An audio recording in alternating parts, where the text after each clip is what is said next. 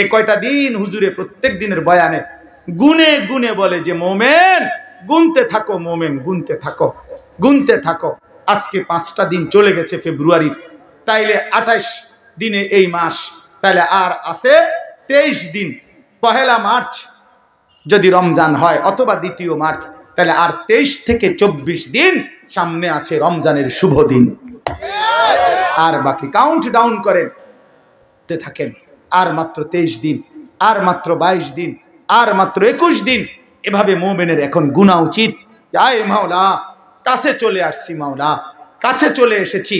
ওই দেখা যায় মাহে রমজান, রমজানের ঘ্রাণ শোনা যায়, আল্লাহ এত কাছে আইনা বঞ্চিত কইরেন না, বঞ্চিত কইরেন না, তীরে আইনা তরি ডুবাইয়েন না মাওলা। আর কয়টা দিন হায়াত ভিক্ষা দেন। মুমিনের শ্রেষ্ঠতম সিজন, ইমানদারের শ্রেষ্ঠতম মৌসুম, আখিরাতের শ্রেষ্ঠ মৌসুম মাহে রমজান। ইয়া আইয়ুহাল্লাযীনা আমানু, হে ইমানদারগণ, কুতিবা আলাইকুমুস সিয়ামু কামা কুতিবা আলাল্লাযীনা মিন ক্বাবলিকুম, পূর্ববর্তী সমস্ত ইমানদার বান্দাদের মতো তোমাদের উপরেও আমি আল্লাহ একটা মাসের রমজানের রোজা ফরজ করে দিলাম। আল্লাহ বলে, বান্দা 11 মাস লাগাইয়া আমি তোমারে যেই মুত্তাকি বানাইতাম সেটা এবার ওয়াদা দিলাম, যাও 11 মাস বাদ দিলাম, 1 মাসেই লাআল্লাকুম তাত্তাকুন, তোমারে মুত্তাকি বানায়া দেব।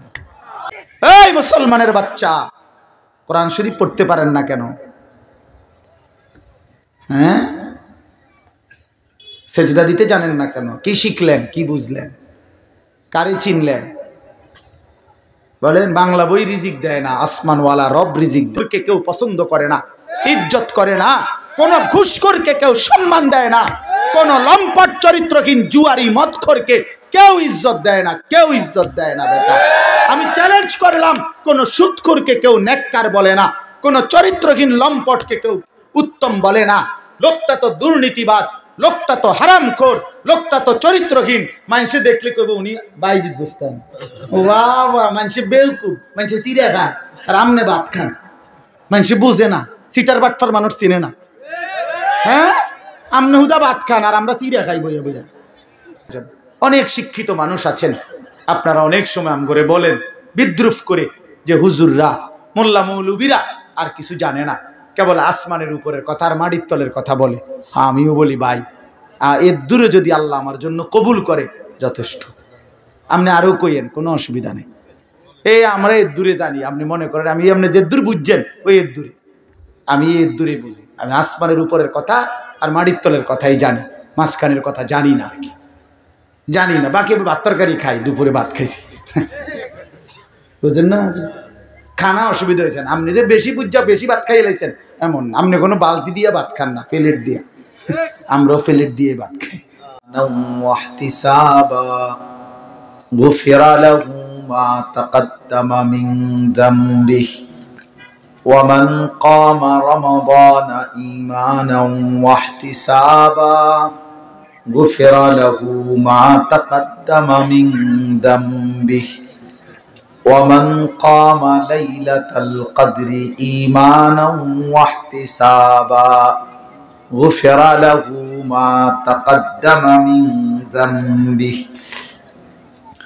اللهم صل على محمد وعلى آل محمد كما صليت على إبراهيم وعلى آل إبراهيم إنك حميد مجيد اللهم بارك على محمد وعلى آل محمد كما باركت على إبراهيم وعلى آل إبراهيم إنك حميد مجيد سبحانك لا علم لنا إلا ما علمتنا إنك أنت العليم الحكيم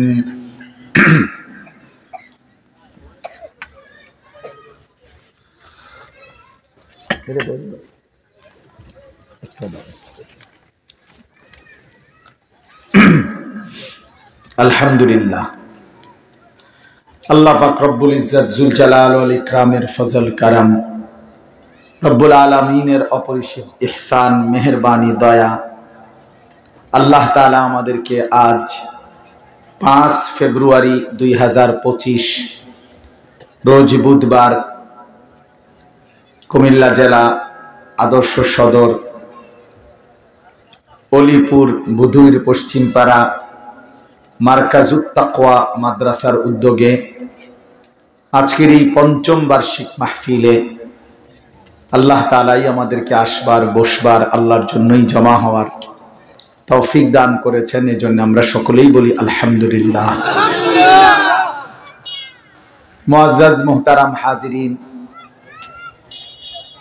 সবার কাছে বিনীত অনুরোধ, বিশেষ করে নওজোয়ান ভাই তোমাদের কাছে অনুরোধ, একটু হিম্মত করে কষ্ট করে, বয়স্ক বাবারা যে যেখানে বসছে তো ওনারা বসছেন, কিন্তু নওজোয়ান ভাই তোমরা হিম্মত করে ফাঁকা জায়গা যে আছে এটা পূরণ করে বসলে নেকি হবে। আমি এই জন্য অনুরোধ করছি, যারা নওজোয়ান তারা যদি একটু কষ্ট করে কোরবানি করে এই সবগুলো ফাঁকা জায়গা পূরণ করে বসো তো বরকত হবে ভাই ইনশাআল্লাহ। এই জন্য দয়া করে ফাঁকা জায়গা পিছন থেকে আরো সামনে আইসা যে যেটুকু আগাইলেন সে জান্নাতের দিকে আগাইলেন, নেকির দিকে আগাইলেন, এতে লস হয় না। কোরআনুল কারীমের মধ্যে আল্লাহ তাআলা বলছেন ওয়াফি যালিকা ফালিয়াতানাফাসিল মুতানাফিসুন। আল্লাহ তাআলা বলেন যদি প্রতিযোগিতাই করতে হয় তাহলে জান্নাতের জন্যই প্রতিযোগিতা করা উচিত। তার প্রতিযোগিতা মানে এগিয়ে যাওয়ার চেষ্টা। প্রতিযোগিতার অর্থই এটা যে অন্যকে ডিঙ্গায়া নিজে আগে বাড়ার চেষ্টা, এটারই বলে প্রতিযোগিতা। কোরআনুল কারীমের মধ্যে আল্লাহ তাআলা বলেন লিমিসলি হাদা ফালিয়ামালিল আমিলুন। যদি মেহনতি করতে হয়, পরিশ্রমী করতে হয় তো আল্লাহ বলেন জান্নাতের জন্যই মেহনত করা উচিত। তাহলে এর দ্বারাও বোঝা গেল একটু কষ্ট স্বীকার করা এটা জান্নাতের জন্যই করা উচিত। কোরআন শরীফে আল্লাহ তাআলা বলেন ফাস্তাবিকুল খায়রাত, কল্যাণ অর্জনের জন্য, নেকি অর্জনের জন্য তোমরা প্রতিযোগিতা করো। তাহলে এখানেও আল্লাহ তাআলা উৎসাহিত করেছেন নেকির প্রতিযোগিতা করতে। কোরআনুল কারীমের মধ্যে আছে আল্লাহ তাআলা বলেন ওয়াসারিউ ইলা মাগফিরাতিম মির রাব্বিকুম ওয়া জান্নাতিন আরদুহাস সামাওয়াতু ওয়াল আরদ।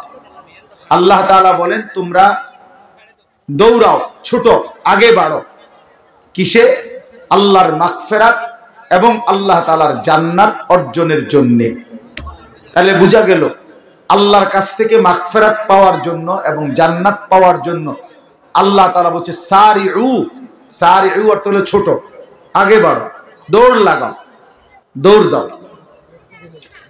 আমরা কিতাবের মধ্যে পড়ছি, বদরের যুদ্ধের ঘটনার মধ্যে আছে বদরের যুদ্ধের দিন নবী সাল্লাল্লাহু আলাইহি ওয়াসাল্লাম সাহাবায়ে কেরামকে যখন যুদ্ধের ময়দানে দাঁড় করাইছেন 313 জন সাহাবীকে, তো যুদ্ধের ময়দানে আগের দিনে নিয়ম ছিল যে যুদ্ধের বাহিনী মোট 5টা হইতো, মানে প্রত্যেক দলের গ্রুপ হইতো 5টা।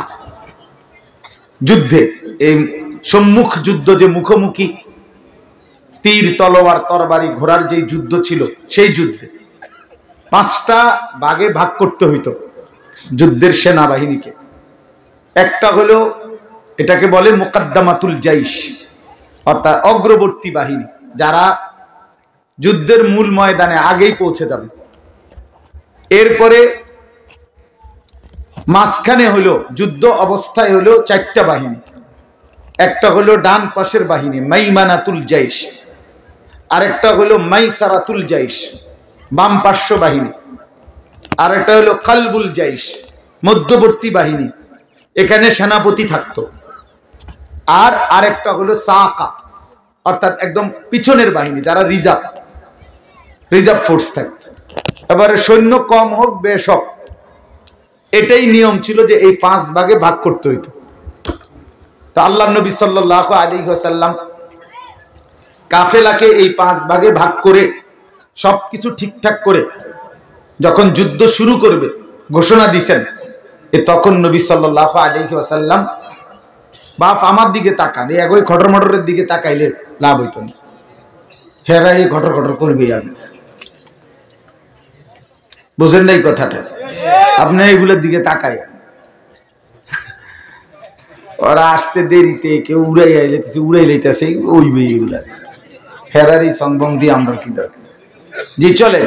তো আল্লাহ নবী সাল্লাল্লাহু আলাইহি ওয়াসাল্লাম বললেন, এই যুদ্ধ যখন শুরু করলেন তখন আল্লাহ নবী সাল্লাল্লাহু আলাইহি ওয়াসাল্লাম সাহাবীদেরকে একটা কথা বলছেন যে এই আয়াতটা পড়ছেন নবীজি, ওয়াসারিউ ইলা মাগফিরাতিন মির রাব্বিকুম ওয়া জান্নাতিন আরদুহাস সামাওয়াতু ওয়াল আরদ উইদ্দাত লিল মুত্তাকিন। আল্লাহ তাআলা বলেন, আল্লাহর ক্ষমা এবং আল্লাহর জান্নাত যেটা আসমান জমিন প্রশস্ত, সেটা অর্জনের জন্য দৌড় দাও, আগে বাড়ো, ছোট। তো আল্লাহ নবী এই আয়াত পড়ে সাহাবীদের দিকে তাকিয়ে বললেন, আগে বাড়ো, জান দাও, জান্নাত নাও। আগে বাড়ো, জান দাও, জান্নাত নাও। তো এইটা বলতেই এক সাহাবী, উনি ক্ষুধার্ত ছিলেন প্রচন্ড। তো উনি ঠিক ওই সময় 4টা খেজুর হাতে নিছেন, খেজুরটা খাবে আর কি, ক্ষুধার্ত মানুষ। তো এই ঘোষণাটা শুই না, ওই হাতের মোবাইল এগুলো নামান, হাতে যাদের নামান ভাই, এমনি শোনে, এই লাইটওয়ালা ভাই নামান, এটা হাইশো না মিয়া, যেটা বলি তো শুনো মিয়া, এমনি শুনেন, এমনি আমার তাকাইয়া শুনলে বড় কথা। মোবাইল হাতে ধরে রেখে রেকর্ড করলে মনোযোগ হয় না, দিল জমে না, আপনি নিজের জন্য কিছু হয় না, নিজের কলবে কিছু বসে না। এটা পরীক্ষিত বিষয়। মোবাইল যখন হাতে থাকে তখন এটার প্রতি বারবার নজর পড়ে, কোনোভাবেই দিল বসবে না, আমি চ্যালেঞ্জ করলাম, হয় না। এই সারাক্ষণ নজর এটার দিকে যে উঠতেছে কিনা, একবার বড় করে, একবার ছোট করে, এবার একটু কাইত করে, সিট করে, এই সদর বদর করতে করতে শেষ। হ্যাঁ ভাইয়া, জিন্দেগি বদলায় না। প্রতিটি মাহফিলের মাকসাদ নিজের পরিবর্তন। আলহামদুলিল্লাহ, এই বুদুর এই মাহফিল আমাদের মারকাজুত তাকওয়া মাহফিল, ছোট্ট পরিসর থেকে আজকের এই বর্ণাঢ্য আয়োজন দেখা আমার মন চাইতেছে, একারের বৈশাই আমার মন হয়েছে এটা দেখা যে মাহফিল হওয়া উচিত ছিল 3 দিন ব্যাপী। কি বলেন? বাস এত সুন্দর আয়োজন, এত বড় আয়োজন, ওই গেট 3টা, মানে ঢুকার জায়গা 3টা দেয়, 3 দিনে 3 খান দিয়ে ঢুকা দরকার। আল্লাহ তাআলা কবুল করে না। আল্লাহ চাইলে হইতে পারে না? কি বলেন, হইতে পারে কিনা বলেন? ওমা যালিকা আলাল্লাহি বিআজিজ, আল্লাহর জন্য এটা কঠিন না। ডাক্তার মিজান ভাই যখন প্রথম আমগরে দেখাইছে তখন কিচ্ছুই ছিল না, এখানে কিসের মাদ্রাসার কিছু, শুধু ক্ষেত আছিল। তো আমরা ওই সময় আইসা দেখে মিজান ভাই বলছে যে এমনি এমনি এটা আমাগো জায়গা, এদিক দিয়ে এটা সব বলছে। তো আমরা বলছি ইনশাআল্লাহ এখানে হইতে পারে, মাদ্রাসা শুরু হয়ে যাক। আলহামদুলিল্লাহ, এখন ভবনও হয়েছে, এত বড় মাহফিলের ইন্তজামও হয়েছে। ইনশাআল্লাহ আগামী দিনে একদিন দেখবেন ইনশাআল্লাহ এখানে একটা বড় সড়ক জামিয়া হয়েছে ইনশাআল্লাহ। আল্লাহ কবুল করে নেন, আল্লাহ কবুল করে নেন। তো বলতেছিলাম, ওই সাহাবী তখন এই 4টা খেজুর মাত্র ক্ষুধার্তর কারণে খাইতে নিছিলেন। আর এই সময় নবীজি এই ঘোষণাটা দিয়েছেন। সাথে সাথে উনি আল্লাহ নবী সাল্লাল্লাহু আলাইহি সাল্লামকে জিজ্ঞেস করছে, ইয়া রাসূলুল্লাহ, কি বললেন, এখন জান দিলে জান্নাতে যাব? আল্লাহ নবী বলেন, আল্লাহর কসম জান্নাতে যাইব। আমি ওয়াদা দিলাম, কসম করলাম, এখন জান দিলে এখনই জান্নাতে।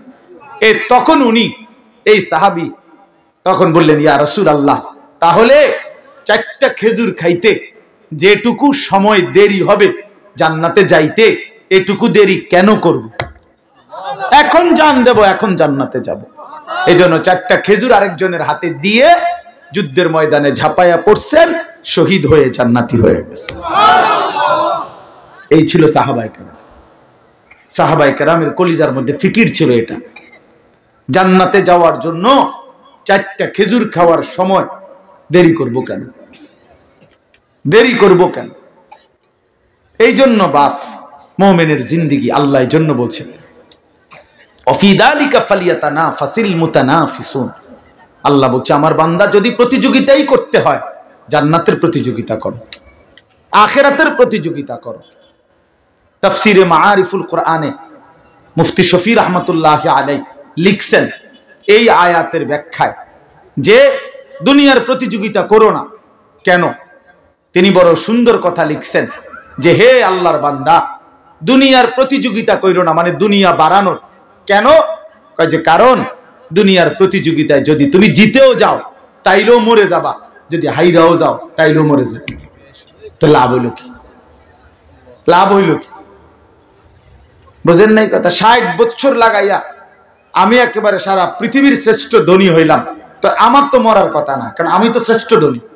কিন্তু সে মরবে কিনা বলেন না? মরবে কিনা? এইটাই বলছেন আর কি, যে দুনিয়া যদি জিতেও যাও তাইলেও মরে যাবা, যদি হেরেও যাও তাইলেও মরে যাইবা, তাইলেও মরে যাইবা। ওই ছেলে, এই বাংলা কথা কি বোঝেন নাই? আপনাকে বলছি মিয়া, মোবাইল আলগি দিলেন কেন? নামান, এটা পছন্দ না হলে চলে যান আপনি।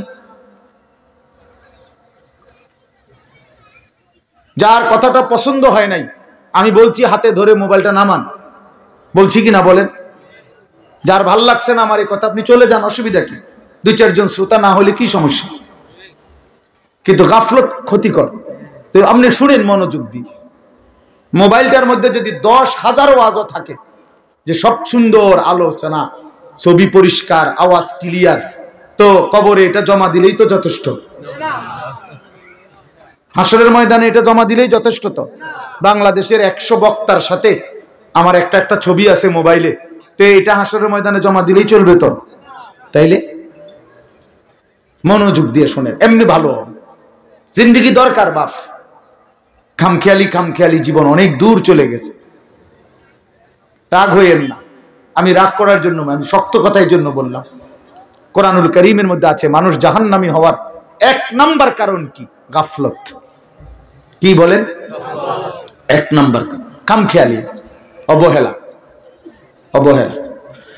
কোরআন শরীফে আছে আল্লাহ তাআলা বলছে যত লোককে আমি আল্লাহ জাহান্নামে ফেলবো, মানে যত লোক জাহান্নামী হবে সমস্ত লোকের পরিচয় একত্রে, উলাইকা হুমুল গাফিলুন। সরাসরি কোরআন শরীফ আল্লাহ বলেন এরা কেন জাহান্নামী হলো? কারণ এরা সকলেই ছিল গাফেল। কি ছিল বাপ? গাফেল। কোরআন শরীফে আছে আল্লাহ তাআলা আমাদের নবী সাল্লাল্লাহু আলাইহি সাল্লামকে বলছেন, নবীজিকে বলছেন, আচ্ছা নবীজি আল্লাহ তাআলার স্মরণ থেকে গাফেল ছিলেন কতক্ষণ? সপ্তাহে কোন দিন? 24 ঘন্টার মধ্যে কখন? কখনোই না। আম্মা জান আয়েশা রাদিয়াল্লাহু তাআলা আনহা বলেন, নবীজির স্ত্রী কানা রাসূলুল্লাহ সাল্লাল্লাহু আলাইহি ওয়াসাল্লাম ইয়াযকুরুল্লাহ ফি কুল্লি আহইয়ানিহি। তিনি বলেন আল্লাহর নবী সাল্লাল্লাহু আলাইহি সাল্লাম সর্বদাই আল্লাহ তাআলার স্মরণ করতেন। ফি কুল্লি আহইয়ান, সর্বদাই আল্লাহ তাআলার জিকির করতেন, স্মরণ করতেন।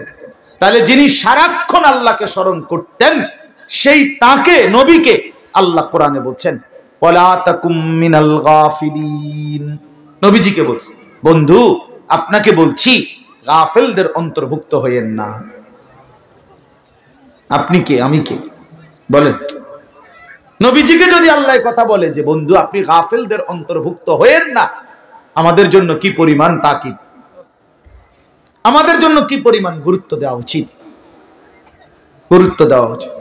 আমাদের একজন বড় বুজুর্গ ছিলেন, বাংলাদেশে একসময় আসতেন পাকিস্তান থেকে। অনেক বড় এক বুজুর্গ আলেম, ওয়াইজ, আওলাদে রসুল সৈয়দ আব্দুল মজিদ নদীম সাহেব রহমতুল্লাহ আলাইহি। ছোটবেলায় আমরা কুমিল্লা কান্দিরপাড় টাউন হল মাঠে অথবা ঈদগাহ মাঠে উনি বয়ান করতেন। আন্তর্জাতিক ইসলামী মহাসম্মেলন হইতো আগে সারা বাংলাদেশে, বিভিন্ন জেলায়। উনি 1 মাস 1.5 মাস সফর করতেন বাংলাদেশে। আমরা যখন ছাত্র ছিলাম তখন ওনার বয়ান শুনতাম, এত সুন্দর বয়ান করতেন। আল্লাহর কোরআন যখন পড়তেন মনে হইতো যেন আসমান থেকে নাজিল হইতেছে। আমার প্রিয় ভাই, আমাদের স্নেহের হাফেজ তানভীর তেলাওয়াত করলেন, আপনাদের কাছে ভালো লাগছে না? আমি নিজেও তার তেলাওয়াতের ভক্ত। আমার মাদ্রাসায় সে অনেকবার গেছে, অনেকবার। চোখে দেখে না যে পৃথিবীর আলো, সে তার মালিকের আলো কি পরিমাণ দেখলো। হায় বদনসিব ওই মানুষগুলো যাদের চোখ ছিল 60 বছর, কিন্তু তারা কোরআনুল কারীমের একটা লাইন শুদ্ধ করে পড়তে পারে নাই, পারে না। তার চাইতে বড় বদনসিব, মন্দ কপাল, দুর্ভাগা আর কেউ হইতে পারে। আফসোস ওদের জন্য। তো বলতেছিলাম, এই উনি পাকিস্তানের এই হযরত এখন ইন্তেকাল করছেন, আরো অনেক দিন হয়েছে। ওনার ছেলে এখন বড় ওয়াইজ। এই কিছুদিন আগেও বাংলাদেশে উনি হযরত মাওলানা ফয়সাল নদীম উনি বয়ান করে গেছেন বাংলাদেশের, প্রায় 15-20 দিন ছিলেন, এই কয়েকদিন আগে গেল। তো উনি সবসময় তসবিহ পড়তেন, হাতে তসবিহ রাখে পড়তেন। তো উনি একদিন বয়ানের মধ্যে বলছেন, ইউরোপে কোন এক দেশে উনি বয়ানে গেছেন। তো ওইখানকার এক মুসলিম যুবক ওনাকে জিজ্ঞাসা করছে যে হযরত, আপনি যে হাতে তসবিহ ব্যবহার করেন এটা কি? তখন উনি বলছেন যে এটা মুযাক্কিরা, এটা আমাকে স্মরণ করিয়ে দেয়। তো কি স্মরণ করিয়ে দেয়? আমাকে একটু পর পর এটা হাতে থাকলে আমার আল্লাহর জিকিরের কথা স্মরণ করায় দেয়, হাতে লাগলে আমার এটা তখন মনে পড়ে, তো আমি কিছুক্ষণ আবার আল্লাহকে ডাকি, জিকির করি, এই জন্য এটা আমার স্মরণ করায় দেয়। তখন ওই যুবক, কথাটা খেয়াল করেন, ওই যুবক তখন ওনাকে বলছে, আচ্ছা হযরত, নবী সাল্লাল্লাহু আলাইহি ওয়াসাল্লাম তিনি এই তসবিহ মানে এই দানাওয়ালা এগুলো এটা ব্যবহার করতেন? এটা ব্যবহার অর্থাৎ উনি বলেন যে সে আমার কাছে এটাই জানতে চাচ্ছিল যে নবীজি এটা ব্যবহার করছেন কিনা, আপনি যে ব্যবহার করেন। তখন উনি বলেন, আমি তাকে বললাম, হ্যাঁ যুবক, তোমার প্রশ্ন তো ঠিক আছে, নবীজি এটা ব্যবহার করতেন কিনা, কিন্তু আগে তুমি কি এটা জানো যে নবী সাল্লাল্লাহু আলাইহি সাল্লাম আল্লাহকে ভুলতেন কিনা? বুঝেন না কথা? নবী সাল্লাল্লাহু আলাইহি সাল্লাম আল্লাহকে ভুলতেন কিনা? তিনি তো আল্লাহকে কখনোই ভুলতেন না। তা আমি তো প্রথমেই বলছি, এইটা তো ওই ব্যক্তির জন্য যে ভুলে যায় তার মাওলাকে, এটা মনে করায় দেয়। আল্লাহর নবী এটা কেন ব্যবহার করবেন? তিনি তো 24 ঘন্টাই আল্লাহকে স্মরণ করতেন। ওনারে আবার মনে করাই দিবে কি? ও দরকার কি? তো এই জন্য বললাম, বাপ ওয়ালা তাকুম মিনাল গাফিলিন, গাফেল না হওয়া, গাফেল না। মুমিন গাফেল হয় না, মুসলমান গাফেল হয় না। মুসলমান গাফেল হয় না, এক ধ্যানে থাকে, এক ফিকিরে থাকে, আখিরাতের গন্তব্যের দিকে তাকিয়ে থাকে। আল্লাহর নবী সাল্লাল্লাহু আলাইহি ওয়াসাল্লাম হাদিসের মধ্যে আছে, সাহাবায়ে কেরাম নবীজির চেহারার স্বাভাবিক অবস্থার বর্ণনা দিতেন, যে নবীজির চেহারা মুবারকের দিকে তাকাইলে স্বাভাবিকভাবে কি মনে হইতো, কি মনে হইতো? তো সাহাবীরা বলতেন, নবীজি সাল্লাল্লাহু আলাইহি সাল্লামের চেহারা মুবারকের দিকে তাকাইলে 24 ঘন্টা মনে হতো মুতাওয়াসিলাল আহজান দাইমাল ফিকর, তিনি সর্বদাই চিন্তা করতেছেন এবং কোনো না কোনো ফিকির করছেন, কোনো না কোনো। আর কাকে বলা যায়, আর কিভাবে বলা যায়, আর কেমনে বলা যায়, আর কার কাছে যাওয়া যায়, কেমনে আল্লাহর দ্বীনের কথা বলা যায়, কিভাবে এক এক আমাদের বিশ্ব ইস্তেমার দ্বিতীয় দিনের বাদ বা গ্রিব বয়ানে হযরত মাওলানা আহমদ লাট সাহেব দামাত বারাকাতুহুম, জগৎ বিখ্যাত এই মহা বুজুর্গ, মহান মনীষী, উনি ওনার বয়ানের মধ্যে বলতেছিলেন, আমি ময়দানে বসেই শুনতেছিলাম, হযরত বলছেন রাসূলুল্লাহ সাল্লাল্লাহু আলাইহি সাল্লামের 24 ঘন্টা ফিকির ছিল এক এক আল্লাহর বান্দা কিভাবে জাহান্নাম থেকে বাঁচবে।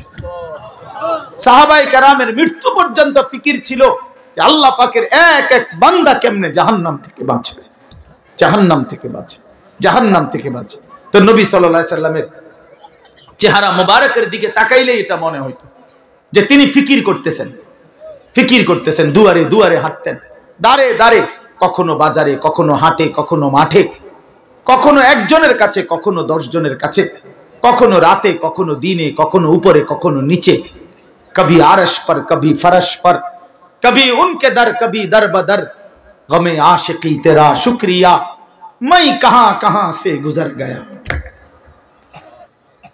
কই থেকে কই ছুটতেন, দুয়ার থেকে দুয়ারে ছুটতেন। আল্লাহর নবী সাল্লাল্লাহু আলাইহি সাল্লাম এক ফিকিরে থাকতেন যে এক এক আল্লাহর বান্দা জাহান্নাম থেকে বাঁচবে। হাদিসের মধ্যে আছে, আল্লাহর নবী সাল্লাল্লাহু আলাইহি সাল্লাম বলতেন, উম্মত আমার, আমি তোমাদের জন্য আমার পেরেশানিটা কেমন, ওয়া আনা আখিযুন বিহুজাজিকুম, নবীজি উদাহরণ দিয়ে বুঝাইছেন, কোন মানুষকে যদি কেউ হাত দিয়ে ধরে তাহলে সে মনে করেন ছুটে গেল, কাঁধে হাত দিয়ে ফিরাইতে চাইছে, সে কাঁধের থেকে হাত নামায় দিল। কিন্তু কেউ যদি কাউকে সর্বোচ্চ মহব্বত করে তারে ফিরাইবার জন্য, বাঁচাইবার জন্য কোমরে জড়াইয়া ধরে, কোমর মানে কোমরের মধ্যে যদি আমজা দিয়া শক্ত করে ধরে, এই লোকটা ছুটবে কেমনে?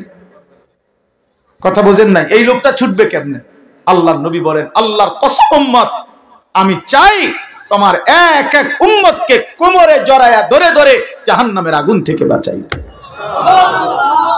কোমরে কোমরে জড়ায় ধরা। এই জন্য দোস্ত, মুমিন গাফিল হয় না, মুমিন গাফিল হয় না। যার সামনে আখিরাত সে গাফিল হবে কেমনে? যার সামনে কবর সে গাফিল হবে কেমনে? যার সামনে হাসরের ময়দান সে গাফিল হবে কেমনে? আল্লাহ তাআলা কোরআনুল কারীমে বলছেন, ফাকাইফা তাত্তাকুনা ইন কাফারতুম ইয়াওমান ইয়াজআলুল বিলদানা শিবা। আল্লাহ বলেন, বান্দা, এই আমার বান্দা, দিন রাত তুমি যে নাফরমানি করছো, তুমি যে আমার নাফরমানি করছো বান্দা, আরে বান্দা তুমি বাঁচবা কেমনে সেই হাসরের দিন, যেই দিনের একদিনের পেরেশানি, দুঃখ, যন্ত্রণা, আযাব, কষ্টে ইয়াজআলুল বিলদানা শিবা, কোলের বাচ্চা বুড়া হয়ে যাবে, বুড়া হয়ে যাবে একদিনে। সূরা মুজাম্মিলের আয়াত। আমার জীবনে আমি কোরআনের সবচেয়ে বেশি ভয় পাই এই আয়াতে। আমার মাদ্রাসায় প্রত্যেক দিন জোহরের পরে এই সূরা পড়ে, এটা একটা আমল আমাদের। এই আয়াতটা পড়লেই আমার শরীরটা কাঁপ দিয়ে ওঠে। ফাকাইফা তাত্তাকুনা ইন কাফারতুম ইয়াওমান ইয়াজআলুল বিলদানা শিবা। আল্লাহ বলে, নাফরমানি করছো কেমনে বান্দা? 365 দিন, এক বছর কোনদিন ফজরের নামাজ পড়লা না, কেমনে পারলা বান্দা? কেমনে সহ্য করলা মুমিন? একটা দিনও কোনদিন ফজরের নামাজ পড়লা না। মুসলমান এত নির্মম হয় কিভাবে? ইমানদার এমন জালেম কেমনে হয় বান্দা? কিভাবে সম্ভব? 365 দিন কোনদিন একটা বারও ফজরের সেজদা দিলা না। ফাকাইফা তাত্তাকুনা ইন কাফারতুম, কেমনে বাঁচবা বান্দা, কেমনে? একদিনেই তো হাসরের ময়দানে কোলের বাচ্চা বুড়া হয়ে যাবে। ফাবিআইয়ি হাদিসিন বাদাহু ইউমিনুন। আল্লাহ কোরআনে বলে, বান্দা আমি 23 বছর কোরআন নাজিল করেছি, 30 পারা কোরআন নাজিল করেছি বান্দা। সর্বশ্রেষ্ঠ ফেরেশতা জিবরাইলকে দিয়ে পাঠিয়েছি। আমার কলিজার টুকরা সর্বশ্রেষ্ঠ রাসূল, আমার সবচেয়ে প্রিয় বন্ধুর কাছে নাজিল করেছি। 23 বছর নাজিল করলাম, 30 পারা কোরআন নাজিল করলাম, জিবরাইলের মতো শ্রেষ্ঠ ফেরেশতা দিয়ে পাঠাইলাম, বন্ধুর মতো কলিজার টুকরা আমার আখিরি নবীর কাছে প্রেরণ করলাম। প্রতিটা কথা বান্দা আমি বারবার বারবার বললাম। এবার আল্লাহ জিজ্ঞেস করে, বান্দা এরপরে আর আমি কেমনে বললে, কতবার বললে, আর কোন কিতাব নাজিল করলে, আর কাকে বললে, কেমনে বললে, আর কার কাছে নাজিল করলে তুমি বান্দা আমার কথা মেনে নিতা, তুমি বলো। বলেন যুবক ভাই যারা নামাজ পড়েন না, প্রিয় ভাই আমার, বন্ধু আমার, তোমার মালিক তোমারে আর কতবার বললে তুমি সেজদা দিতা? 23 বছর বলেও মনটা গলাইতে পারলো না। 30 পারা কোরআন নাজিল করলেও দিল গলাইতে পারলো না। আর কতবার বললে ইয়া আইয়ুহাল্লাযীনা আমানু, হে ঈমানদারগণ। এই শব্দটি কোরআনুল কারীমে 89 বার আছে। কতবার? আর কতবার বললে আপনি শুনতেন? 80 বারের চাইতে বেশি কোরআনুল কারীমে নামাজের কথা আছে। আকিমুস সালাহ, আকিমুস সালাহ, আকিমুস সালাহ বারবার বলছেন আল্লাহ। আর কতবার বললে নামাজ পড়তেন? ইত্তাকুল্লাহ, ইত্তাকুল্লাহ, ইত্তাকুল্লাহ বারবার বলছেন। আল্লাহ জানতে চায় বান্দা আর কতবার বললে তুমি গুনাহ ছেড়ে দিতা? বলেন? এই জন্য দোস্ত ইনসাফ করেন, ইনসাফ করেন। নিয়ম সর্বস্ব একটা ওয়াজ যেন না হয়, একটা ফিকির যেন হয়, দিলের মধ্যে যেন একটা অনুভূতি জাগে। আবারও বলছি, মুসলমান গাফেল হয় না, মুমিন কি হয় না? গাফেল হয় না। মুমিন গাফেল হয় না, মুমিন গাফেল হয় না। গাফলত জাহান্নামীদের পরিচয়, গাফেল জাহান্নামীদের পরিচয়। আমার কিশোর নওজোয়ান ভাই, সবার কাছে অনুরোধ করলাম, নওজোয়ান নিজের উপরে দয়া করেন, বয়স্ক বাবা যারা আছেন নিজের উপরে রহম করেন, ফিকির করেন, ফিকির করেন। ওয়াল তানজুর নাফসুম মা কদ্দামাত লিগাদ। আমরা প্রত্যেকে, আল্লাহ বলছে, প্রতিটি প্রাণ, প্রতিটি আত্মা, প্রতিটা জীবন আলাদা আলাদা রক্ষ করো, হিসাব করো। আজকের দুনিয়া থেকে আগামীকালকের আখিরাত পর্যন্ত, আগামীকালকের আখিরাতের জন্য আজ দুনিয়া থেকে কি পাঠিয়েছে। আজকের সারা দিনে 3 বেলা নাস্তা, দুপুরের খাবার, রাতের খাবার, তো আজকের সারা দিনে খাবার নাস্তা মিস হয়েছে কয়জনের? আর 5 ওয়াক্ত নামাজ মিস হয়েছে কয়জনের? ইনসাফের সাথে বলেন, কেন নামাজ পড়তে পারলেন না? কেন নাস্তা খানা ছাড়তে পারলেন না? নাস্তা তো ছুটলো না, নামাজ কেন ছুটল? দুপুরের খাবার তো ছুটলো না, জোহরের নামাজ কেন ছুটে গেল? কার সাথে নারাজ হইলেন? কারে বুড়া আঙ্গুল দেখাইলেন? কারে বৃদ্ধাঙ্গুলি দেখাইলেন? এই যুবক, কার সাথে গাদ্দারি করলা? এই নাফরমান, কার সাথে গাদ্দারি করলা? তুমি জানো তোমার চাইতে অহংকারী, তোমার চাইতে বড় থেকে বড় গাদ্দার এই পৃথিবীতে আল্লাহ তাআলা নিশ্চিহ্ন করে দিয়েছে। আওয়ালাম ইয়ালাম আন্নাল্লাহ قد أهلك من قبله من القرون من هو أشد منه قوة وأكثر جمعا। তো কোরআন শরীফের আয়াত, সূরা কাসাস, এই সূরার মধ্যে আয়াত আছে। আল্লাহ বলছে, কারুনকে, মুসা নবীর জামানার সেই কারুন, ওই অহংকারী জালেম সম্পদশালী ছিল। আল্লাহ তাকে বলছেন, আমি অজস্র অগণিত সম্পদ, রাশি রাশি স্বর্ণ দিছি তারে, আমি স্বর্ণের স্তূপ দিছি তারে আমি। আল্লাহ বলেন, আমি তারে বলছিলাম আমার হক আদায় করো, সম্পদের যাকাত, সম্পদের দান সাদাকা করো, আমি দিছি। কোরআন শরীফে আছে, কারুন বলছে, ইন্নামা উতিতুহু আলা ইলমিন ইদ্দি। মুসা আল্লাহরে বইল, এই একটা সম্পত্তি আল্লাহ দেয় নাই, আমার জ্ঞান, আমার ইলম, আমার বুদ্ধি, আমার বিবেক, আমার বুদ্ধিমত্তা, এটা দিয়ে আমি কামাই করেছি। আল্লাহর কসম, এটা কোরআন শরীফের আয়াত। কারুন এ কথা বলছে, এটা আমার শক্তি, আমার বুদ্ধি, আমার মেধা, আমার যোগ্যতায় আমি এই রোজগার করি। সার্টিফিকেটের বড়াই দেখান, সম্পদ আমি কামাই করি। আল্লাহ, তখন আল্লাহ বলছে, আচ্ছা বেঈমান, তুই জানো না আমি আল্লাহ তোমার চাইতে শক্তিতে, সম্পদে বেশি এমন অগণিত জাতি, গোষ্ঠী, ব্যক্তিকে ইতিপূর্বে ধ্বংস করে দিয়েছি, ধ্বংস করে দিয়েছি। হ্যাঁ হ্যাঁ, 16 বছরের জালেম জানতো না এর আগেও এমন জালেম পৃথিবী থেকে ধ্বংস হয়েছে। 54 বছরের সিরিয়ার বাশার আল আসাদ নামের ওই জালেম জানতো না যে এর আগেও বহু জালেম পৃথিবী থেকে নিশ্চিহ্ন হয়ে গেছে। ইসরায়েলের ওই ইহুদি কুত্তারাও জানে না যে এর আগেও তাদের আরো বড় বড় ক্ষমতাধর ইহুদি বেঈমান পৃথিবী থেকে নিশ্চিহ্ন হয়ে গেছে। জানে না, মনে নাই, ভুলে গেছে, ভুলে গেছে, ভুলে গেছে। যেদিন 45 মিনিটের সময়ের ব্যবধানে পলাইবে, সেদিন মনে পড়বে, পলার লাগে তো, সেদিনই মনে পড়বে, সেদিনই মনে পড়বে।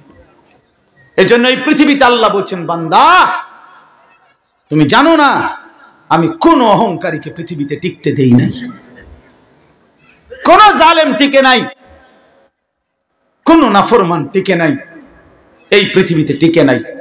এরপরে কোরআন শরীফে আছে, ওয়াখাসাফনা বিহি ওয়া বিদারিহিল আরদা, আমি আল্লাহ কারুনকে, তাকে সহ, তার ঘর বাড়ি সম্পদ সহ একটা টান দিছি জমিনের নিচে, জিন্দা দাফন করে দিছি। খালাস, কুল্লু খালাস, শেষ করে দিছি। ফাজআলনা আলিয়াহা সাফিলাহা, ফামতারনা আলাইহিম হিজারাতাম মিন সিজিল। আল্লাহ বলে লূত আলাইহিস সালামের জাতি জিনা ব্যভিচার পুরুষে পুরুষে অপকর্ম করেছে, অসভ্যতার নোংরামির সীমা ছাড়ায় গেছে।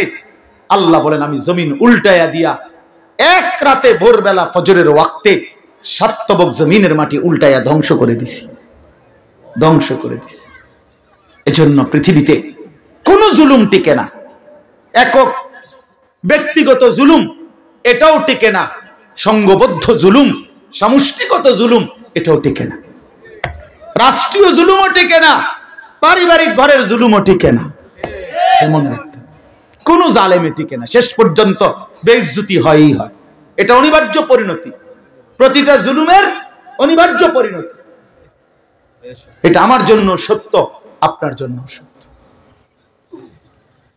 এজন্য দোস্ত আমার এই প্রথম বক্তব্য এতগুলো কথা বললাম, গাফেল না হওয়া।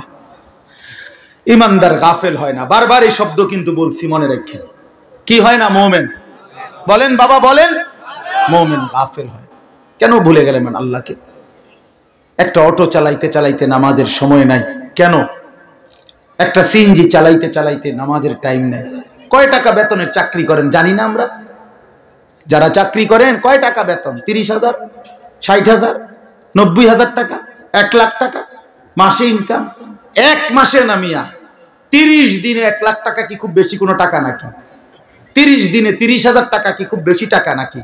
মাত্র 30,000 টাকার জন্য আল্লাহকে ছেড়ে দিলেন। একটা ওয়াক্ত নামাজ পড়লেন না, এই একটা বাড়ি করে, একটা বিল্ডিং করে, 2টা প্রাইভেট কার চালাইয়া, আস্তাগফিরুল্লাহ, এত অল্প দামে আল্লাহকে প্রত্যাখ্যান করলেন। কি দুনিয়া ভোগ করলাম আমরা বলেন? অতিরিক্ত কি দুনিয়া ভোগ করে আল্লাহকে ভুলে গেলাম। ইয়া আইয়ুহাল ইনসান মা গাররাকা বিরাব্বিকাল কারীম। আল্লাহ বলেন, হে মানুষ, আমার মতো দয়ালু মেহেরবান মালিককে ছেড়ে দেওয়ার জন্য কে তোমাকে ধোঁকা দিল? কাকে পেয়ে বন্ধু আমার মতো পরম বন্ধু বাদ দিয়ে দিলাম? মা গাররাকা বিরাব্বিকাল কারীম। এমন মেহেরবান মাওলা কেমনে ছেড়ে দিলা বান্দা?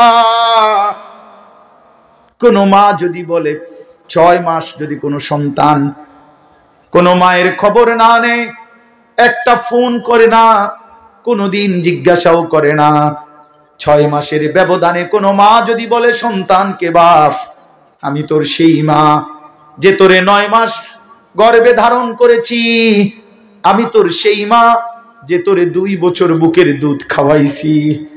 সন্তান আমার 6 মাস এমন গর্ভধারিণী মাকে কেমনে ভুলে গেলি? সেই সন্তান পাথর দিল হলেও তো দিল নরম হয়ে যাবে। তো মহান আল্লাহ পাক বলে, রব্বুল আলামিন বলে, বান্দা গত 1টা বছর আমি আল্লাহই তো তোরে খাদ্য দিলাম, খাবার দিলাম, পানীয় দিলাম, আসমান জমিন গোটা কায়নাত দিয়ে তোকে আমি আল্লাহ লালন পালন করলাম। বিনিময়ে 1টা বছর কোনদিন আমি বুঝি ফজরের একটা সেজদাও পেলাম না। কেমনে পারলি বান্দা? আমার মতো মালিককে ভুলে যেতে পারলা কেমনে? কি জবাব হবে? আল্লাহর নবী সাল্লাল্লাহু আলাইহি ওয়াসাল্লাম বলবে হাসরের দিন, উম্মত 23 বছর আমি দিন রাত তোদের জন্য কেঁদেছিলাম, আমার এত চোখের পানি কেমনে প্রত্যাখ্যান করলি উম্মত? আম্মা জানা আয়েশা রাদিয়াল্লাহু তাআলা আনহা বলেন, এশার নামাজের পরে আল্লাহর নবী দাঁড়িয়েছেন। নবীজির স্ত্রী আয়েশা বলে, খোদার কসম দুনিয়াবাসী, আমি দেখছি আমার স্বামী অন্ধকার রাতে দাঁড়িয়েছেন, ফজরের আজান পর্যন্ত এক দাঁড়ানোতে 2টা চোখের পানি ফেলে আল্লাহর কাছে উম্মতের জন্য গুনাহ মাফ চাইছে। হাত্তা তাওয়াররামাত কাদামাহু, হযরতে আয়েশা বলেন 2টা পা মুবারক ফুলে ফুলে গেছে। এত চোখের পানির বদলা এই ছিল নাকি? বলেন বাবা। এজন্য বাপ নবী সাল্লাল্লাহু আলাইহি ওয়াসাল্লাম 23 বছর কেঁদেছেন। তায়েফের কি পরিমাণ রক্ত ঝরিয়েছেন, উর্দু কিতাবে আছে। নবী সাল্লাল্লাহু আলাইহি ওয়াসাল্লাম তায়েফ থেকে যেদিন ফিরে আসছে, এই পুরা দেহ রক্তাক্ত হয়ে, শোনেন, সারা দেহ থেকে এই পরিমাণ রক্ত ঝরেছে।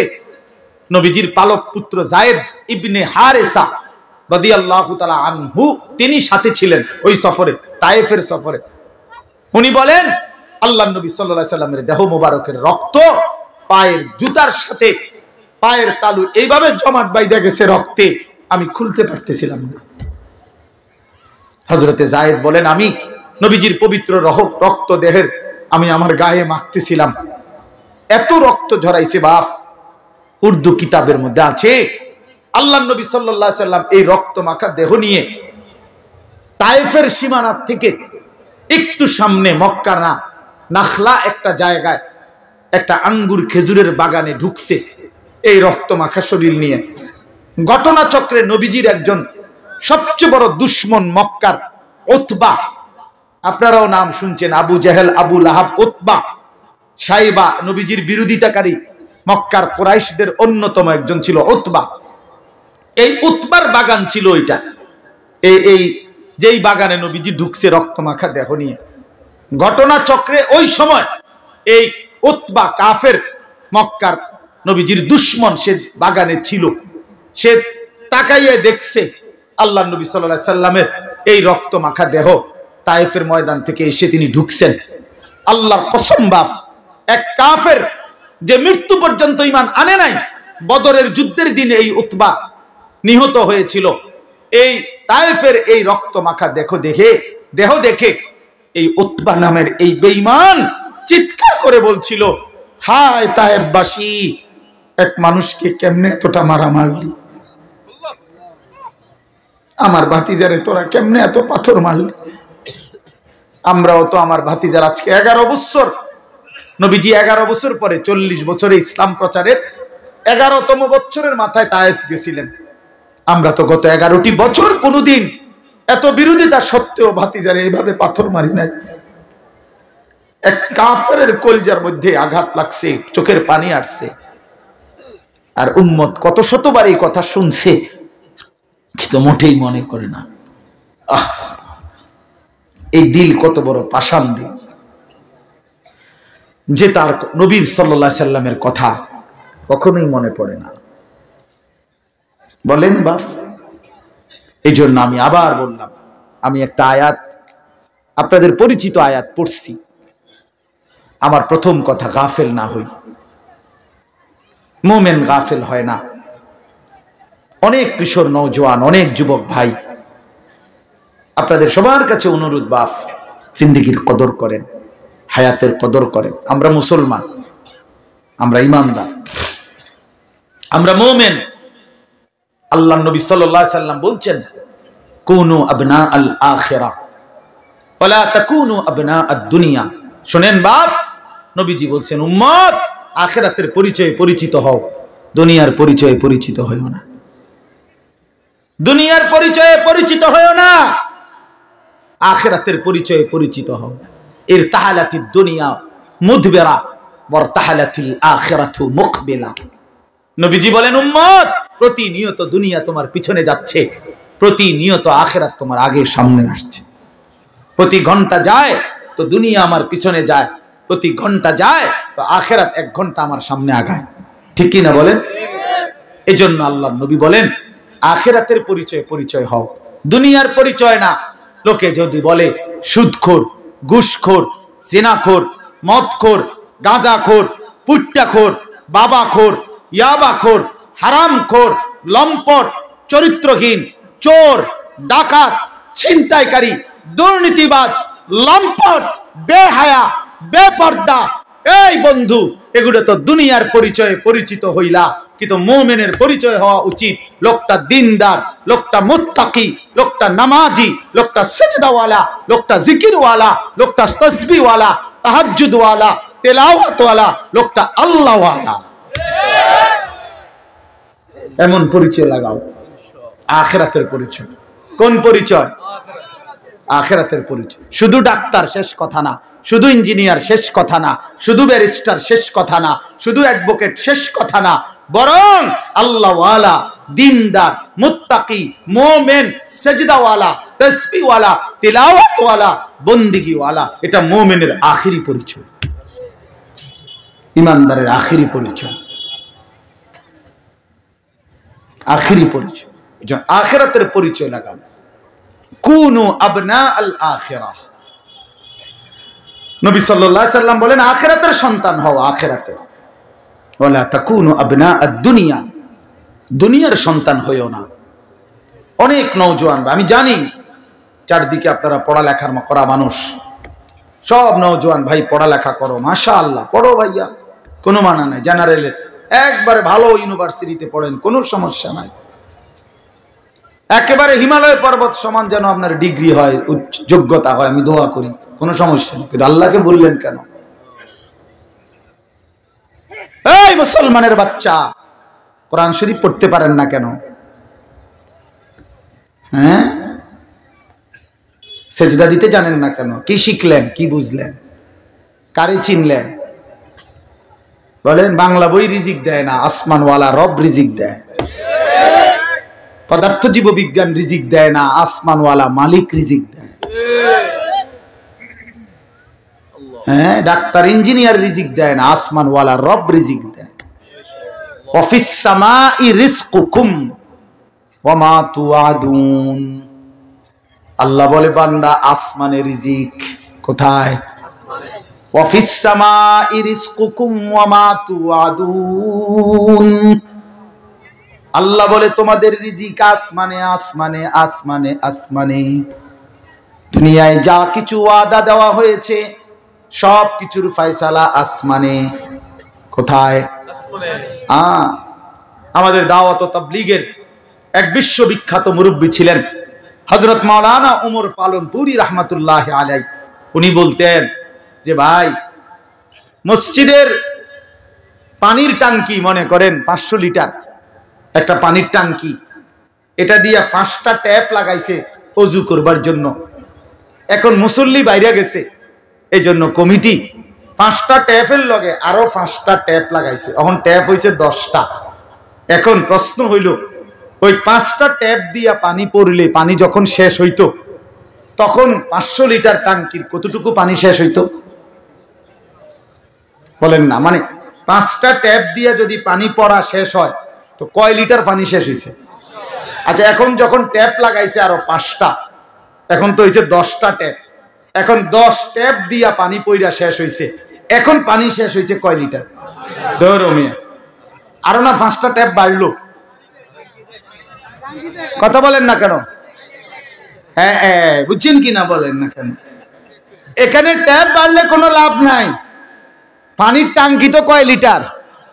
তাইলে বাড়াইতে হইলে কোনটা বাড়াইতে হইব? টাঙ্কি 1000 লিটার করতে হবে।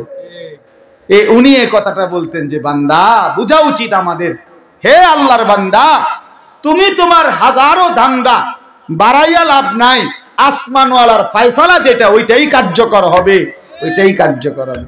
এন দিয়া ট্যাপ বাড়াইয়া লাভ নাই, ওইখানে আসমানওয়ালার কাছে বাড়ানো উচিত। ওয়াফিস সামাই রিজকুকুম, রিজিক তো আসমানে, ফয়সালা তো আসমানে, ফয়সালা তো আসমানে। ওমা মিন দাব্বাতিন ফিল আরদ ইল্লা আলাল্লাহি রিজকুহা। আল্লাহ তাআলা বলছেন রিজিকের ফয়সালা আমার হাতে। আল্লাহ তাআলা বলছেন রিজিকের ওয়া ইম মিন শাইইন ইল্লা ইনদানা খাযাইনুহু। আল্লাহ বলেন সব কিছু বান্দা ঘাবড়াইও না, আমার কাছে ভান্ডারে ভান্ডারে আছে, অগণিত অগণিত। তবে একটা দারুণ কথা শুনেন, আল্লাহ এর জন্য বলছে তবে ওমা নুনাজ্জিলুহু ইল্লা বিকাদারিম মালুম। আমি কিন্তু দুনিয়াতে পাঠাই, নাজিল করি পরিমাণ মতো। আমার কাছে আছে অগণিত, কিন্তু আমি দুনিয়াতে দেই পরিমাণ মতো। দুনিয়াতে দেই কি মতো? আপনি যদি টেনশন করেন আরে আমি থাকতে মরে গেলে আমার জিফুত সংসারের কি অবস্থা হবে, এখন আল্লাহ যদি কয় যাচ্ছা, যেমন আমি আনিসুর রহমান, আমার ছেলে মেয়ে 4 জন আর আমার বউ 1 জন, তো কয়জন হইল? 6 জন। 6 জন। আমি আমার বিবি 2 জন আর আমার বাচ্চা কাচ্চা 4 জন, তো কয়জন হইল? এখন আল্লাহ যদি বলে আনিস তুমি যেহেতু টেনশন করতে আসো, তুমি মরে গেলে তোমার জিফুতের কি অবস্থা জানি হইব। এক কাজ করো, তুমি এবং তোমার জিফুত মিলাইয়া মোট হায়াত মনে করেন 200 বছর, তো 200 বছরের আলুগুলা দিয়া দেয়। বোঝেন না কথাটা? যেহেতু একটা ফেরেশনিত পড়ে গেছো, তো 200 বছর যা ফ্যামিলির আলু লাগবে, আলুডি নিগাম নিয়ে দিয়া নাই। মানে আলুডি থুইব কই? আনোয়ার ভাই কয় না আলু এগুলো রাখবে কই? কথা বুঝছেন না আপনার? আপনি এগুলো থুইবেন কই? পেঁয়াজ রাখবেন কই? তো আপনার ফ্যামিলির আগামী 90 বছরের আলু, চাল, ডাল, তেল, সাবান দিয়া লাগ, আপনি এটি রাখবেন কই? আর যদি ফাঁসা ধরবে 3 দিনের মাথায়। সুবহানাল্লাহ। এজন্য আল্লাহ বলে, আরে বান্দা, আমার কাছে আছে তো অগণিত, কিন্তু ওয়ামা নুনাজ্জিলুহু ইল্লা বিকাদারিম মা'লুম, আমি তো নাজিল করি পরিমাণ মতো। সুবহানাল্লাহ। আজিমুশ শান কথা মালিকের। এই এক কথা বুঝলেই তো যথেষ্ট। কেন আমি অস্থিরতা করব? আমার আগে যারা পৃথিবীতে গেছে তারাও তো রিজিক পাইছে, তো আমার পরে যারা পৃথিবীতে থাকবে তারাও তো রিজিক পাবে।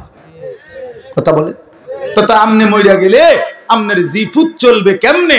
আমনের বাপ মরছে আর আমনে চলছেন যেমনে এমনে। মা কথা কয় না, বুঝেন নাই কথা? আপনি যে বললেন আমনে মরে গেলে আমনের জিফুত চলবো কেমনে, তো আমনের বাপ মরছে আর আমনে চলছেন কেমনে?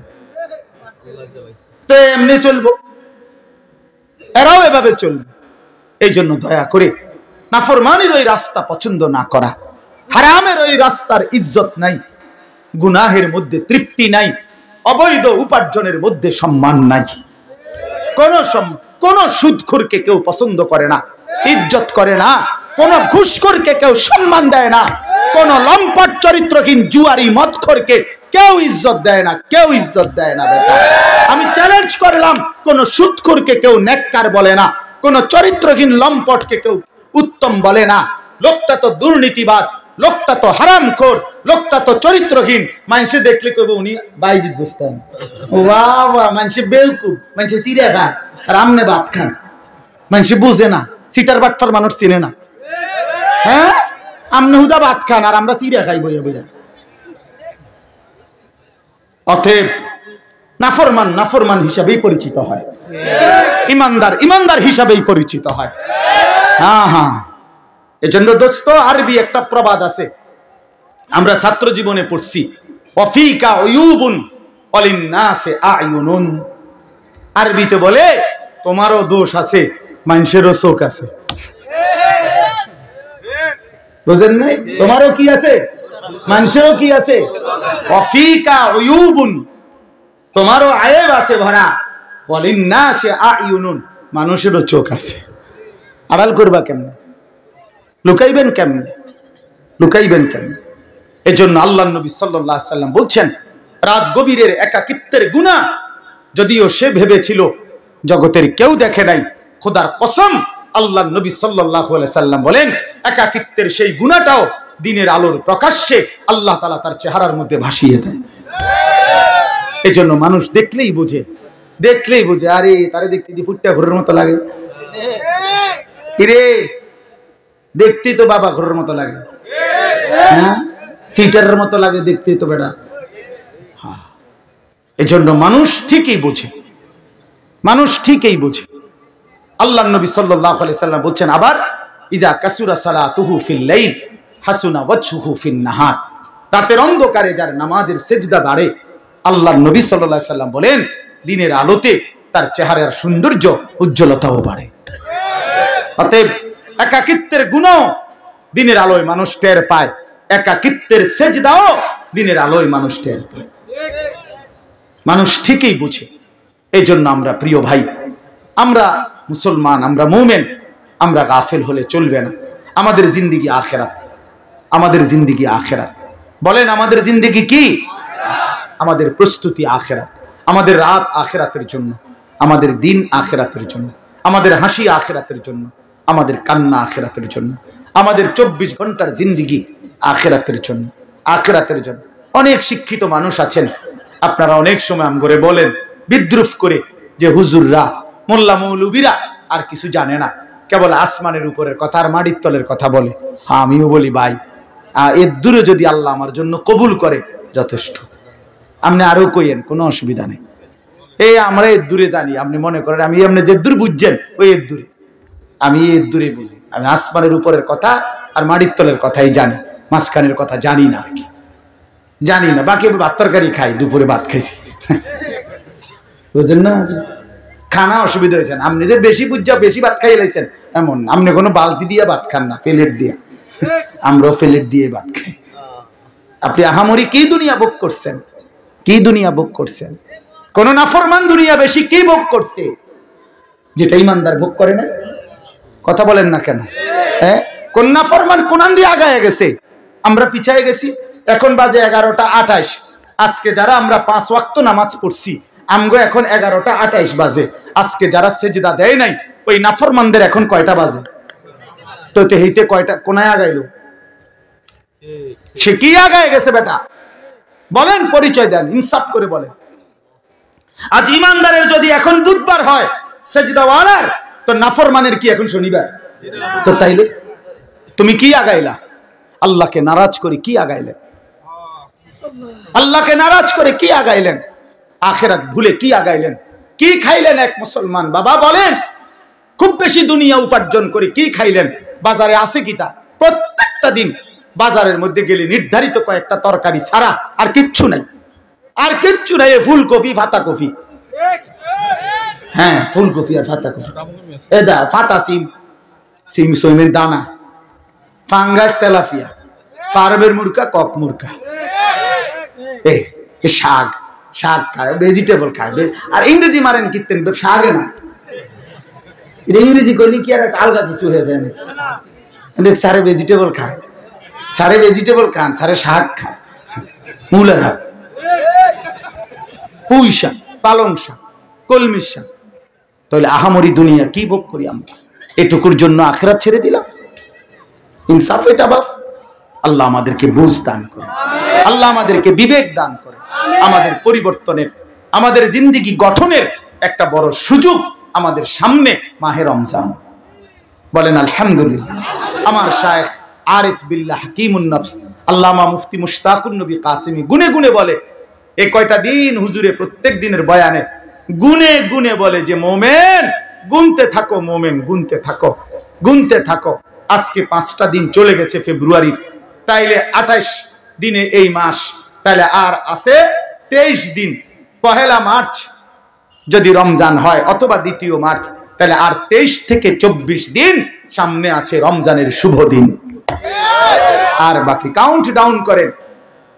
ও খেলার সময় আসলে বিভিন্ন পত্রিকাওয়ালারা এটা লেখে এক কোনা দিয়ে, আর 22 দিন বাকি, পরের দিন লেখে আর 21 দিন বাকি, আর 20 দিন বাকি, কাউন্ট ডাউন, অর্থাৎ আর গুনে। তো এবার গুনতে থাকেন, আর মাত্র 23 দিন, আর মাত্র 22 দিন, আর মাত্র 21 দিন। এভাবে মুমিনের এখন গুনা উচিত। যায় মাওলা, কাছে চলে আসছি, মাওলা কাছে চলে এসেছি। ওই দেখা যায় মাহে রমজান, রমজানের ঘ্রাণ শোনা যায়। আল্লাহ এত কাছে আইনা বঞ্চিত করেন না, বঞ্চিত করেন না, তীরে আইনা তরি ডুবাইয়েন না মাওলা। আর কয়টা দিন হায়াত ভিক্ষা দেন। মুমিনের শ্রেষ্ঠতম সিজন, ইমানদারের শ্রেষ্ঠতম মৌসুম, আখিরাতের শ্রেষ্ঠ মৌসুম মাহে রমজান। মাহে রমজান আল্লাহ যেন বলে, বান্দা আমি না 11 মাস তোমারে বলছি গুনাহ ছেড়ে দাও, গুনাহ ছেড়ে দাও, গুনাহ ছেড়ে দাও, জান্নাত কামাই করো। ঠিক আছে বান্দা, পারলা না, শয়তানের ধোকায়, নফসের ধোকায় 11 মাস গুনায় ভরপুর করে ফেললা। ঠিক আছে বান্দা, আমি আরেকটা সুযোগ দিতে চাই। 11 মাস কমাইয়া আমি 1 মাসে নিয়ে আসলাম। একটা মাস বান্দা, ইয়া আইয়ুহাল্লাযীনা আমানু, হে ঈমানদারগণ, কুতিবা আলাইকুমুস সিয়ামু কামা কুতিবা আলাল্লাযীনা মিন ক্বাবলিকুম, পূর্ববর্তী সমস্ত ঈমানদার বান্দাদের মতো তোমাদের উপরেও আমি আল্লাহ একটা মাসের রমজানের রোজা ফরজ করে দিলাম। আল্লাহ বলে, বান্দা 11 মাস লাগাইয়া আমি তোমারে যেই মুত্তাকি বানাইতাম সেটা এবার ওয়াদা দিলাম, যাও 11 মাস বাদ দিলাম, 1 মাসেই লাআল্লাকুম তাত্তাকুন তোমারে মুত্তাকি বানায়া দেব। 1 মাসে জান্নাতি, 1 মাসে। কয় দিনে জান্নাতি? 1 মাস। যে মুত্তাকি সে জান্নাতি, যে মুত্তাকি সে জান্নাতি, যে মুত্তাকি সে জান্নাতি। এজন্য মাহে রমজান আমাদের সামনে, ইয়া আইয়ুহাল্লাযীনা আমানু বলে আল্লাহ ডাক দিছে কোরআনুল কারীমের দ্বিতীয় পারায়, দ্বিতীয় সূরা সূরা বাকারার 183 নম্বর আয়াত থেকে 187 নম্বর আয়াত, এই 5টি আয়াত মাহে রমজানের উপরে মৌলিক বক্তব্য যা বলা দরকার আল্লাহ তাআলা কোরআনে এখানেই বলছেন। এই 5 আয়াত 183, 84, 85, 86, 87। এজন্য আমার একটা আবদার, আপনারা প্রত্যেকের সুযোগ হলে আপনারা এই 5টি আয়াত সূরা বাকারার 183 থেকে 187 পর্যন্ত এই 5টি আয়াত আপনারা সংক্ষিপ্ত ব্যাখ্যা তাফসীর পড়ে নেবেন। ইনশাআল্লাহ দেখেন মাহে রমজানের উপরে মৌলিক জ্ঞান আপনার অর্জন হয়ে যাবে ইনশাআল্লাহ। এই 5 আয়াতের মধ্যে তাফসীরে মাআরিফুল কোরআন অনেকের কাছে আছে, আপনারা সেখান থেকে পড়েন। তাফসীরে তাওজিহুল কোরআন আল্লামা তাকি উসমানী দামাত বারাকাতুহুমের রচিত সংক্ষিপ্ত তাফসীর আপনি পড়ে দেখেন, ইনশাআল্লাহ আপনি প্রয়োজনীয় দিক নির্দেশনা পাবেন। মনে রাখবেন রমজানের রোজা ফরজ না সুন্নত? তো রমজানের রোজার মাসআলা জানাও ফরজ। যেই আমল হুকুম যা, ওই আমলের মাসআলা জানারও হুকুম তা। কথা বুঝেন নাই? তাহলে রমজানের রোজা আমাদের উপরে ফরজ, অতএব রমজানের রোজা সম্পর্কিত প্রয়োজনীয় মাসআলা জেনে নেওয়া আপনাদের উপরে ফরজ, আপনাদের উপরে জিম্মাদারি। এজন্য দয়া করে মাহে রমজানকে সামনে নিয়ে নিজের পরিবর্তনের একটা সিদ্ধান্ত নেন। আল্লাহ এখানে বলছেন, হে ঈমানদার, ইয়া আইয়ুহাল্লাযীনা আমানু, মুমিন আমি তোমারে ডাক দিলাম, তুমি আমার রোজাটা পালন করো, আমার রমজানটা কদর করো, একটা মাস গুনাহ থেকে বাঁচো, একটা মাস আমার বন্দিগিতে লেগে থাকো। আল্লাহ তাআলা ওয়াদা দিছে লাআল্লাকুম তাত্তাকুন, এক মাসেই আমি তোমারে মুত্তাকি বানিয়ে দেব। কয় মাসে? আবার বলেন কয় মাসে? আমি একটা উদাহরণ বলি, অর্থাৎ আমি এটা বুঝছি এতটুকু যে আল্লাহ তাআলা বলতেছে, হে ঈমানদারগণ আমি তোমার ঈমান নিলাম। তার মানে রমজানের চাঁদ উঠলে আল্লাহ ডেকে বলে, হে ঈমানদারগণ তোমার ঈমানের পাসপোর্টটা আমি নিলাম। এবার তোমারে আমি ওয়াদা দিলাম, তুমি 30টা দিন অথবা আমি চাইলে 29 দিন, 31 লাগবে না, এই 30 দিনের মধ্যে তুমি আমার গুনাহ ছেড়ে দিবা, আমার আদেশ পালন করবা। আমি আল্লাহ ওয়াদা দিলাম 30 দিন অথবা 29 দিনের মাথায় 31 দিন লাগবে না, ঈদের চাঁদ উঠাইয়া তোমার ঈমানের পাসপোর্টে তাকওয়ার ভিসা লাগাইয়া দেব আমি। 1 মাসে ভিসা পাসপোর্ট ক্লিয়ার, ঈদের দিন ফ্লাইট। ফ্লাইট কোন দিন? জান্নাতের ফ্লাইট, জান্নাতের ফ্লাইট ঈদের দিন। উইদ্দাত লিল মুত্তাকিন, আল্লাহ বলেন জান্নাত বানানোই হয়েছে মুত্তাকিদের জন্য। এজন্য গুনেন গুনেন গুনেন, আর মাত্র 23 দিন, যেটা আমি বলছি আলহামদুলিল্লাহ, যার কথা বলেছি আমার হযরত চলে আসছেন। বলেন আলহামদুলিল্লাহ, বলেন আলহামদুলিল্লাহ, সবাই বলেন আলহামদুলিল্লাহ। আজকের এই মুবারক মাহফিলের যিনি প্রধান মেহমান, আমাদের মুরব্বী, আমার শায়েখ আরিফ বিল্লাহ হাকিমুন নফস আল্লামা মুফতি মুশতাকুন নবী কাসেমি হযরত দামাত বারাকাতুহুম এসেছেন। বলেন আলহামদুলিল্লাহ, বলেন আলহামদুলিল্লাহ। মেহেরবানি করে আপনাদের কাছে আমার বিনীত অনুরোধ, নওজোয়ান ভাই সবাই মিলে আমি আছি, মেহেরবানি করে আমরা প্রত্যেকে ইনশাআল্লাহ দয়া করে আজকের এই মজমায়, যেহেতু রাত অনেক হয়েছে, হযরত দেরি করবেন না, সামান্য কথা বলেই ইনশাআল্লাহ দোয়া করবেন। আপনাদের কাছে আমার বিনীত অনুরোধ, আমরা মাহে রমজানকে কদর করব তো ইনশাআল্লাহ? বলেন ইনশাআল্লাহ, বলেন ইনশাআল্লাহ। নওজোয়ান ভাই আলাদা বলো ইনশাআল্লাহ, হিম্মত করে বলো ইনশাআল্লাহ। আল্লাহ তাআলা তৌফিক দান করেন। জি, আমরা আমার শায়েখ বলছেন আলহামদুলিল্লাহ। হযরত একটা আমার ছোট্ট মাদ্রাসা এখানে, আপনারা সবাই জানেন, অনেকেই চেনেন যে সাহেবের বাজার গরু বাজারের পশ্চিমে বিনন্দিয়ার চর মাদ্রাসায় আশরাফুল উলুম। এই শনিবার আমাদের মাদ্রাসার এমনি স্বাভাবিক ইসলাহি মজলিস, ধারাবাহিক ইসলাহি মজলিস হলো দ্বিতীয় শনিবার। আর আমার শায়েখের মাদ্রাসা সুধন্যপুর মাদ্রাসায় আমাদের ইসলাহি মজলিস হলো মাসের শেষ শনিবার, প্রত্যেক মাসের। তো এই মাসে ইনশাআল্লাহ শুধু দিনের বেলা আমাদের এই মাদ্রাসায় আশরাফুল উলুম মাদ্রাসায় বিনন্দিয়ার চর সকাল 10টা থেকে 4:30 পর্যন্ত এই দিনের বেলা কিশোর তরুণ যুবক নওজোয়ান যাদের বয়স 16 থেকে 30 এর বয়সীদের জন্য বিশেষ সকাল 10টা থেকে আসর পর্যন্ত ইসলাহি মজলিস হবে ইনশাআল্লাহ। দুপুরের খাবার সকালের নাস্তা 10টার আগে এই সব মাদ্রাসা থেকেই পরিবেশন করা হবে এবং ইনশাআল্লাহ 10টা থেকেই ধারাবাহিক শুধু যুবকদের জন্য আলাদা আলোচনা হবে ইনশাআল্লাহ। আমার শায়েখ দামাত বারাকাতুহুম আরিফ বিল্লাহ আল্লামা মুফতি মুশতাকুন নবী কাসিমি হযরত জোহরের পরে বয়ান করবেন। আল্লামা মুফতি আমজাদ হোসেন সাহেব জোহরের আগে বয়ান করবেন। হযরত মাওলানা মুফতি ইউসুফ বিন ইকবাল তিনি হযরতের পরে ইনশাআল্লাহ বয়ান করবেন।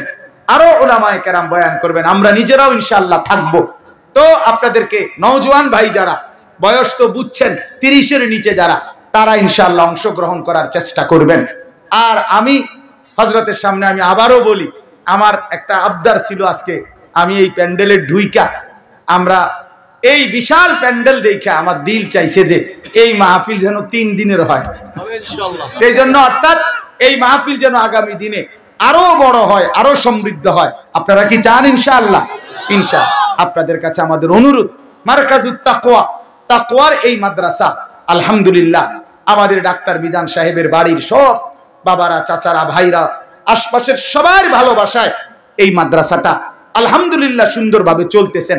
আমার শায়েখ দামাত বারাকাতুহুম আজকে সত্য কথা এতটা বেশি ব্যস্ত ছিলেন, একটা বড় প্রোগ্রাম বিশেষ কারণে বাঞ্ছারামপুর বিবারিয়া হযরত যাইতেই হইছে। আমার কাছে কতবার বলছে, আমরা বলছি, বহুত আলোচনা চেষ্টা করছি যে আজকের এই মাহফিলে যেন না আসে, ওইখানে ওনার থাকা দরকার।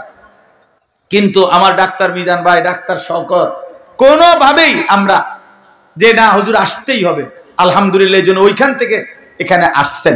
এজন্য আমরা এই মাদ্রাসাটাকে দিল দিয়ে ভালোবাসি, সত্যি কথা।